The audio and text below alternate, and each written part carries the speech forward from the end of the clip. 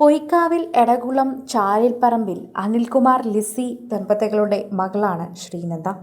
21 വയസ്സായിരുന്നു ശ്രീനന്ദയ്ക്ക്. കൊയിലാണ്ടി ശ്രീനാരായണ ഗുരുദേവ കോളേജിൽ അവസാന വർഷ സൈക്കോളജി ബിരുദ വിദ്യാർത്ഥിനിയാണ്. ചൊവ്വാഴ്ച വൈകിട്ടാണ് ശ്രീനന്ദയെ തൂങ്ങി മരിച്ച നിലയിൽ കണ്ടെത്തിയത്. വൈകിട്ട് 5:30 കോളേജിൽ നിന്ന് വീട്ടിലെത്തിയ ശ്രീനന്ദയെ സമീപത്തെ ക്ഷേത്രത്തിലെ ഉത്സവ എഴുന്നള്ളത്ത് കാണാൻ മാതാപിതാക്കൾ വിളിച്ചെങ്കിലും പോയില്ല.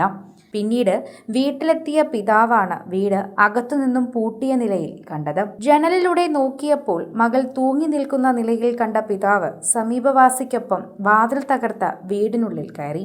മെഡിക്കൽ കോളേജ് ആശുപത്രിയിൽ എത്തിച്ചപ്പോഴേക്കും മരിച്ചിരുന്നു. വൈകിട്ട് 5:30 കോളേജിൽ നിന്ന് എത്തിക്കഴിഞ്ഞാൽ ശ്രീനന്ദയുടെ കാര്യങ്ങളെല്ലാം ചെയ്ത് വീട് മുതുക്കിയിരിക്കുന്ന കുട്ടിയാണ്. ക്ഷേത്ര എഴുന്നള്ളത്ത് കാണാൻ മാതാപിതാക്കളോട് എപ്പോഴും ഓടിച്ചാടി പോകുന്ന പെൺകുട്ടിയാണ്.